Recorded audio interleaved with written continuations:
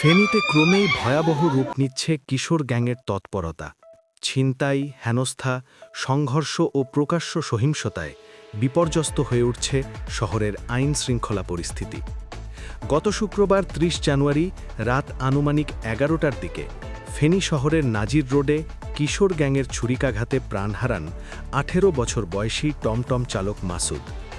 সংসারের অভাব ঘোচাতে কুমিল্লা থেকে ফেনীতে কাজ করতে আসা তরুণটি ফিরলেন নিথর লাশ হয়ে। হাসপাতালে মায়ের বুক ফাটা কান্না উপস্থিত সবাইকে নাড়া দেয়, কিন্তু প্রশ্ন থেকেই যায়, এই বিচারহীনতার সংস্কৃতি কবে থামবে?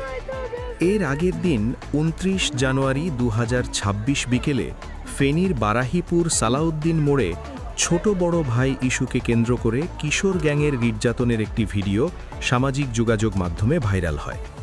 ভিডিওতে প্রকাশ্যে হেনস্থা ও ভয়ভীতি প্রদর্শনের চিত্র দেখা যায়, যা সাধারণ মানুষের মধ্যে আতঙ্ক আরও বাড়িয়ে তোলে।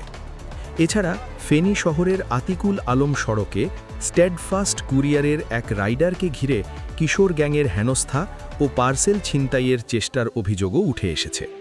প্রত্যক্ষদর্শীরা জানান, দিন দুপুরেই সংঘবদ্ধভাবে ভয় দেখিয়ে পার্সেল ছিনিয়ে নেওয়ার চেষ্টা করা হয়। শুধু তাই নয়, একাধিক এলাকায় কিশোর গ্যাংয়ের এক গ্রুপের সঙ্গে আরেক গ্রুপের সংঘর্ষের ঘটনাও ঘটছে নিয়মিত। এসব ঘটনায় সাধারণ মানুষ আতঙ্কে থাকলেও অনেক সময় ভয়ে মুখ খুলতে সাহস পাচ্ছেন না। উদ্বেগজনক বিষয় হল, কিছু কিশোর গ্যাং সদস্য সামাজিক যোগাযোগ মাধ্যম টিকটকে থানাকে টার্গেট করে হুমকিমূলক ভিডিও বানাচ্ছে।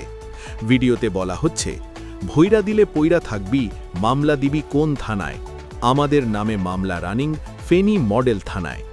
এভাবে প্রকাশ্যে থানার নাম উল্লেখ করে হুমকি দেওয়া হলেও কার্যকর পদক্ষেপ নিয়ে প্রশ্ন তুলছেন সচেতন মহল। এক কথায় ফেনীতে কিশোর গ্যাংয়ের উৎপাত আশঙ্কাজনকভাবে বেড়েছে। আইন শৃঙ্খলা রক্ষাকারী বাহিনীর কঠোর নজরদারি ও দ্রুত আইনি ব্যবস্থা না নিলে পরিস্থিতি আরও ভয়াবহ আকার নিতে পারে বলে মনে করছেন স্থানীয়রা। নিহত মাসুদের মতো আর কত তরুণের জীবন গেলে প্রশাসনের টনক নড়বে, এ প্রশ্ন এখন ফেনীবাসীর। এই নির্মম হত্যাকাণ্ড সহ সাম্প্রতিক সব ঘটনার দ্রুত বিচার এবং দোষীদের দৃষ্টান্তমূলক শাস্তি দাবি করছেন এলাকাবাসী।